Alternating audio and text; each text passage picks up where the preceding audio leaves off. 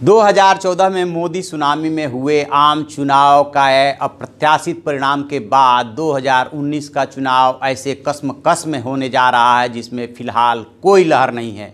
BJP के सामने सबसे बड़ी चुनौती है कि वो अपना पहला रिकॉर्ड कैसे बरकरार रखे और यदि वो इतनी सीटें हासिल नहीं कर सकती तो उसके इर्द गिर्द कैसे रहे। एक एक सीट पे वो अपनी रणनीति बना रही है, खास तौर से यूपी में जहाँ की सपा बसपा का गठबंधन लगभग तय हो चुका है। क्या है बीजेपी की रणनीति, कैसे वो तैयारी कर रही है, मैं आपको बताऊंगा। मैं हूं विद्याशंकर तिवारी, इंडिया न्यूज़ के डिजिटल चैनल इन खबर के लिए।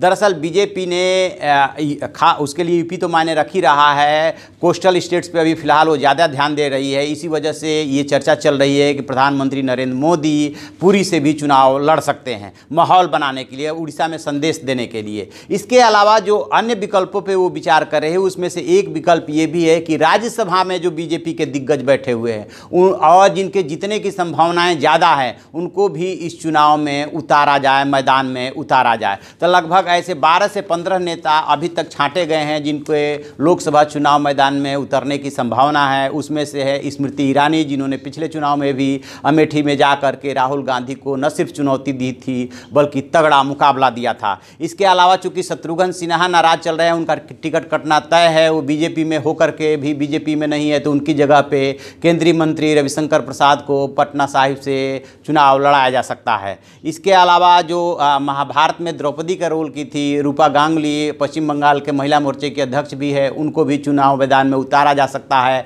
वो राज्यसभा में मनोनीत सदस्य हैं। इसके अलावा जो है महाराष्ट्र में जो है नारायण राणे को उतारा जा सकता है, हरियाणा से जो है केंद्रीय मंत्री चौधरी बीरेंद्र सिंह को उतारने की तैयारी है, राजस्थान में किरोड़ी लाल मीणा को उतारने की तैयारी है, छत्तीसगढ़ में रणविजय सिंह जुदेव का नाम चल रहा है, हिमाचल से जगत प्रकाश नड्डा जो कि स्वास्थ्य मंत्री हैं उनको उतारने की बात चल रही है। और इसके अलावा जो है उड़ीसा में जो है जो केंद्रीय मंत्री हैं, केंद्रीय पेट्रोलियम मंत्री हैं धर्मेंद्र प्रधान, उनको भी चुनाव मैदान में उतारने की तैयारी है, लोकसभा चुनाव लड़ाने की तैयारी है। इसके अलावा भी बहुत सारे नाम हैं जिन पे विचार चल रहा है बीजेपी में और ये धारणा बन रही है कि ऐसे राज्यसभा के सदस्यों को जो कि जिनके लोकसभा चुनाव जीतने की संभावना है और उस खाली होने वाले सीट पे फिर से उस प्रदेश से अपना सदस्य चुन करके आने की संभावना है, उनकी छटनी चल रही है और उनको इस बात के लिए तैयार किया जा रहा है कि आप लोकसभा के लिए तैयार हो जाइए।